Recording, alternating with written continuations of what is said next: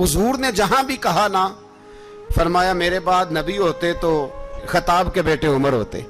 حضور نے فرمایا عمر جس رستے سے جاتا ہے شیطان وہ رستہ بدل جاتا ہے۔ نبی پاک صلی اللہ علیہ وسلم نے فرمایا میرا عمر وہ ہے کہ اس کی زبان پر حق جاری ہے۔ حضور علیہ السلام نے فرمایا 950 سال حضرت جبریل میرے عمر کی شان بیان کریں تو ان کی عظمت ختم نہیں ہوتی۔ 950 سال جبریل عظمت بیان کرے تو ختم نہیں ہوتی۔ یہ بات ہے حضرت عمر کی، اور فرمایا عمر ابو بکر کی نیکیوں میں سے ایک نیکی ہے، یہ شان ہے عمر فاروق رضی اللہ تعالیٰ عنہ کی۔ حضور نے فرمایا میرے بعد نبی ہوتے تو عمر ہوتے، جس گلی سے عمر آئے شیطان رستہ بدل جائے۔ میرے عمر فاروق کی شان 950 سال بیان ہو تو ختم نہ ہو۔ عمر کی زبان پر اللہ حق بیان کرتا ہے، جو عمر کہتا ہے وہی رب کر دیتا ہے۔ حضور ساری زندگی فضیلتیں بیان کرتے رہے، عمر جواب میں کیا کہتے ہیں؟ کوئی بتائے نا کہ یہ والی حدیثیں کبھی عمر نے بھی روایت کی ہوں کہ حضور نے میرے بارے میں یہ کہا ہے۔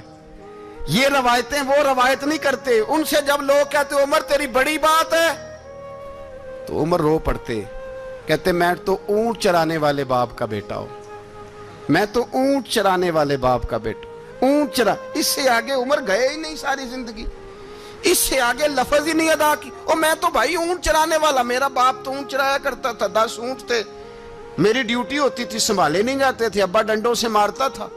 حضرت عوف بن مالک رضی اللہ تعالیٰ عنہ فرماتے ہیں کہ جناب ابو بکر صدیق کا زمانہ تھا تو میں نے خواب دیکھا، میں نے خواب میں جناب عمر کو دیکھا، اور میں نے دیکھا کہ کوئی کہنے والا کہہ رہا ہے کہ عمر وہ ہے کہ اللہ کے رستے میں کوئی اسے جتنا مرضی برا بھلا کہے یہ پرواہ نہیں کرتا۔ کس کے رستے میں؟ بولے سارے۔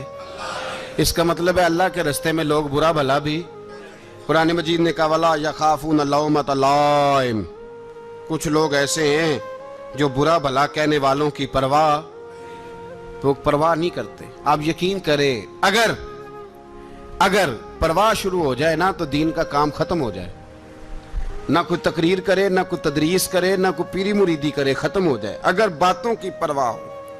لیکن وہ پرواہ، حضرت عوف بن مالک اشجعی کہتے ہیں میں نے خواب میں دیکھا کہ عمر وہ ہے جو کسی کی پرواہ، اور دوسری بات میں نے یہ دیکھی کہ عمر خلیفہ بنے گا، اور تیسری بات میں نے خواب میں یہ دیکھی کہ عمر شہید بھی کیا جائے گا، عمر شہید بھی ہوگا۔ یہ میں نے 3 باتیں خواب میں دیکھی۔ فرماتے ہیں میں نے آ کے خواب حضرت ابو بکر صدیق کو سنائی، وہ خلیفہ تھے، وہ کہنے لگے ٹھہر جا میں عمر کو بلاتا ہوں، اس کے سامنے دوبارہ سنانا، اس کے سامنے۔ فرماتے ہیں میں نے بلایا حضرت عمر فاروق کو، آ کے بیٹھے، خواب شروع ہوا، کہا ایک بات تو میں نے یہ دیکھی کہ آپ ملامت کرنے والے کی پرواہ نہیں کرتے، دوسرا آپ خلیفہ بنے گے۔ جناب عمر کہنے لگے چپ کر، ابو بکر کے سامنے ہی کہہ رہا ہے، چپ کر، خلیفہ کے سامنے ہی کہہ رہا ہے۔ تو حضرت ابو بکر صدیق کہنے لگے عمر اسے کہنے دو، مجھے لگتا ہے رب کی رضا یہی ہے کہ میرے بعد اگر مصطفیٰ کا منبر ملے تو عمر کو ہی ملے، اسے کہنے دو۔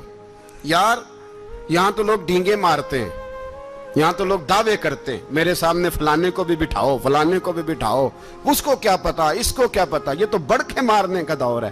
حضرت عمر رضی اللہ تعالیٰ عنہ کو تیسری بات کہی، حضرت عوف بن مالک نے کہا اب شہید کیے جائیں گے، میں نے خواب دیکھی ہے۔ نیک لوگوں کے خواب بڑی حد تک سچے ہوتے ہیں، کہا میں نے خواب دیکھی ہے۔ تو حضرت عمر کہنے لگے شہید تو دلیر لوگ ہوتے ہیں، شہید تو دلیر، جسے سارا زمانہ دلیر کہہ رہا ہے وہ اپنے بارے میں کیا کہہ رہا ہے؟ کہتے ہیں شہید تو دلیر، میں تو کاہل سا آدمی ہوں، سست آدمی ہوں، میں تو اتنا کام ہی نہیں کرتا، تو یہ خواب تو نے جو دیکھا ہے نا پھر سے دیکھنا۔ تو ابو بکر صدیق فرمانے لگے عاجزی نہ کر، انکساری نہ کر، تو جو کہہ رہا ہے ٹھیک کہہ رہا ہے، لیکن مجھے سن کے شکر بھی ہوا ہے اور افسوس بھی ہوا ہے۔ افسوس اس بات کا کہ تیرے جیسا بطل عظیم چلا جائے گا، اور شکر اس بات کا کہ رب تجھے زندگی بھی اعزاز والی دے گا، اور شہادت کی موت دے کے اللہ تجھے موت بھی عزت والی عطا فرمائے گا، اللہ موت بھی تجھے عزت والی دے گا، تجھے کاہلوں جیسی موت اللہ۔ حضرت فاروق اعظم رضی اللہ، او بھائی یہاں تو اس زمانے کا سب سے بڑا مسئلہ پروٹوکول ہے، لوگوں کو پتا ہوتا ہے کامل پیر ہے، کامل مرشد ہے، لوگ نہیں جاتے۔ میں کسی کا مرید ہو جاؤں، میرا پروٹوکول کدھر گیا؟ پتا ہوتا ہے یہ کامل استاد ہے، میں اس کے پاس بیٹھوں گا تو میری تربیت کرے گا، لیکن لوگ شاگرد نہیں بنتے۔ میں کدھر گئی؟ یہ جو پروٹوکول کی مصیبت ہے نا، اس نے بڑے بڑے لوگ زیرو کر دیے، بڑے بڑے لوگ۔ اور یہ مت سمجھے کہ آپ کا وزیر اعظم پروٹوکول لیتا ہے یا آپ کا صدر پروٹوکول، وزراء، ایسی کوئی بات نہیں۔ ہم چھوٹے طبقے سے لے کر بڑے سارے پروٹوکول کے قائل ہیں۔ ہمارا تو داماد بھی کہتا ہے کہ مجھے پوچھا نہیں، میں تمہارے گھر کیوں آؤں؟ ہمارا تو بھائی ہر شخص اعلان کرتا ہے پروٹوکول کا، فلانے نے عزت نہیں دی تو واپس آ جاؤ، فلانے نے سلوٹ نہیں کیا تو واپس آ جاؤ۔ لوگ جہاں سلوٹ کرنا چاہیے وہاں بھی سلوٹ کرانے کے قائل ہیں۔ پر حضرت عمر رضی اللہ تعالی، حضرت عمر کی سادگی اور پھر جناب عمر کی عاجزی، جب انسان اپنے اوپر سوار کر لیتا ہے نا، سوار کر لیتا ہے، میں بدکار پرانا خادم، کسے در ملی نٹ ہوئی، تے واصف یار نے نظر جو کیتی تے واصف ہی ہو۔ میں اکثر سوچتا ہوں حضور نے جہاں بھی کہا نا، فرمایا میرے بعد نبی ہوتے تو خطاب کے بیٹے عمر ہوتے۔ حضور نے فرمایا عمر جس رستے سے جاتا ہے شیطان وہ رستہ بدل جاتا ہے۔ نبی پاک صلی اللہ علیہ وسلم نے فرمایا میرا عمر وہ ہے کہ اس کی زبان پر حق جاری ہے۔ حضور علیہ السلام نے فرمایا 950 سال حضرت جبریل میرے عمر کی شان بیان کریں تو ان کی عظمت ختم نہیں ہوتی۔ 950 سال جبریل عظمت بیان کرے تو ختم نہیں ہوتی۔ یہ بات ہے حضرت عمر کی، اور فرمایا عمر ابو بکر کی نیکیوں میں سے ایک نیکی ہے، یہ شان ہے اب عمر فاروق رضی اللہ تعالیٰ عنہ کی۔ حضور نے فرمایا میرے بعد نبی ہوتے تو عمر ہوتے، جس گلی سے عمر آئے شیطان رستہ بدل جائے۔ میرے عمر فاروق کی شان 950 سال بیان ہو تو ختم نہ ہو۔ عمر کی زبان پر اللہ حق بیان کرتا ہے، جو عمر کہتا ہے وہی رب کر دیتا ہے۔ حضور ساری زندگی فضیلتیں بیان کرتے رہے، عمر جواب میں کیا کہتے ہیں؟ کوئی بتائے نا کہ یہ والی حدیثیں کبھی عمر نے بھی روایت کی ہوں کہ حضور نے میرے بارے میں یہ کہا ہے۔ یہ روایتیں وہ روایت نہیں کرتے، ان سے جب لوگ کہتے عمر تیری بڑی بات ہے تو عمر رو پڑتے، کہتے میں تو اونٹ چرانے والے باپ کا بیٹا ہوں، میں تو اونٹ چرانے والے باپ کا بیٹا، اونٹ چرا۔ اس سے آگے عمر گئے ہی نہیں ساری زندگی، اس سے آگے لفظ ہی نہیں ادا کی۔ اور میں تو بھائی اونٹ چرانے والا، میرا باپ تو اونٹ چرایا کرتا تھا، 10 اونٹ تھے، میری ڈیوٹی ہوتی تھی، سنبھالے نہیں جاتے تھے، ابا ڈنڈوں سے مارتا تھا۔ ساری زندگی عمر حج کرنے گئے، ایک خشک تنا کھجور کا عمر فاروق رضی اللہ تعالیٰ عنہ نے اس کو اپنے کلاوے میں لیا، رونے لگے۔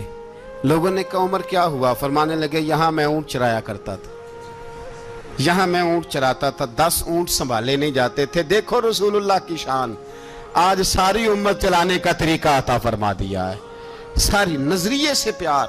یار پیسہ کس کو برا لگتا ہے؟ آپ جس آدمی کی 50 کروڑ کی پراپرٹی ہے اس کو پوچھیں سب سے غریب، آپ کو وہی نظر آئے گا، وہ کہے گا میں ٹائٹ ہوں۔ حالات بڑے، میں کئی باری پوچھے انہوں نے، میں کہتا ترجمہ بھی 10 چھڑوں کی، ہمیں تو سمجھ نہیں آتی، اور ٹائٹ حالات کون سے ہوتے ہیں جی؟ جس آدمی کا کروڑوں میں کاروبار ہے نا، اس کو آپ چھیڑے وہ رونے لگ جائے گا، رونے۔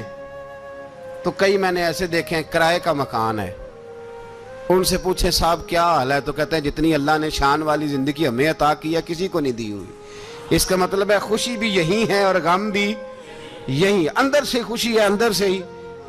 تو نے اگر راضی رہنا ہے تو ادھر سے رہنا ہے، ناراض رہنا ہے تو بس اپنے آپ کو خوش رکھے گا تو ہو جائے گا۔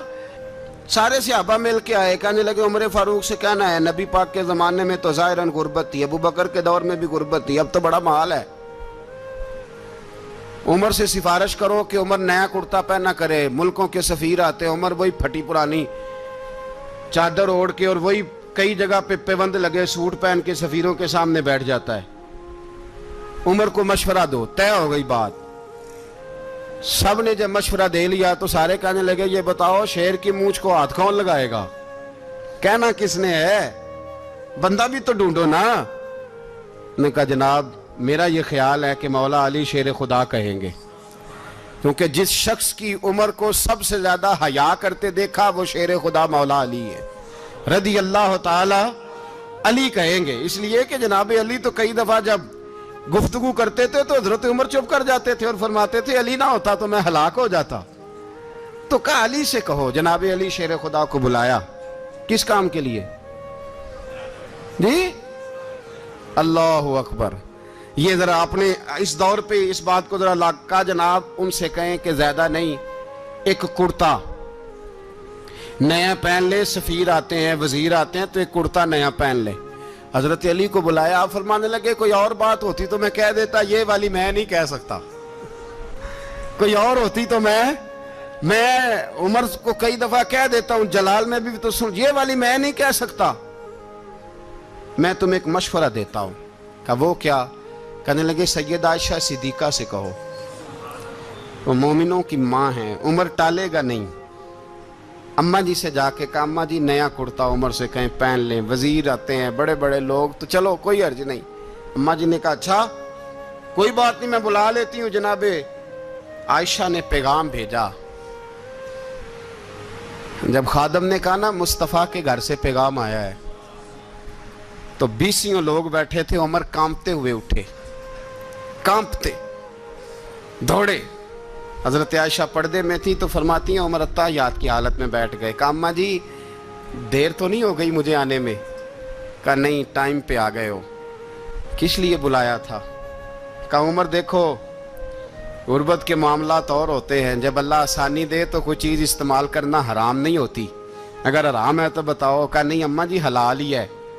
تو فرمایا پھر اتنے سفیر آتے ہیں مشیر آتے ہیں، اب تو مال غنیمت بڑا آتا ہے، ڈھیر لگ جاتے ہیں مسجد میں، تو چل ایک نیا کرتا تم بھی پہن لیا کرو، اور آپ نیا کرتا پہنو گے تو دھاک بیٹھے گی غیروں پر۔ تو صحابہ کا مشورہ ہے کہ آپ نیا لباس پہنے۔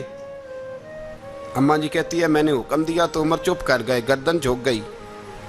تھوڑی دیر کے بعد سیدنا عمر فاروق نے سر اٹھایا تو داڑھی پہ آنسو گر رہے تھے، رو پڑے، کہنے لگے پاک محبوب کی پاک بیوی جیسے حکم کرتی ہو میں حاضر ہوں، پر مجھے وہ والا لباس پہنانا جو میرے مصطفیٰ نے پسند فرمایا ہے، اگر یہ رنگ رسول پاک کا ہے تو میں حاضر ہوں، اور اگر نبی پاک کا نہیں تو پھر جیسے آپ حکم کریں۔ جناب عائشہ کہتے ہیں عمر روئے تو میں زیادہ روئی، میرا پلو بھیگ گیا آنسوؤں سے۔ میں نے کہا عمر آپ جائیے۔ عمر یوں نکلے تو جو صحابہ کھڑے تھے وہ کونے میں تھے، سارے آ گئے۔ کہا اماں جی کیا بناؤ؟ فرمایا بھائی تم سب جو باتیں کہتے ہو وہ اپنی جگہ ٹھیک ہیں، پر عمر جو بات کرتا ہے وہ سب سے زیادہ ٹھیک ہے۔ عمر جس پہلو پر بات کرتا ہے وہ یار ایسی عاجزی، ایسا رنگ، ایسا انداز،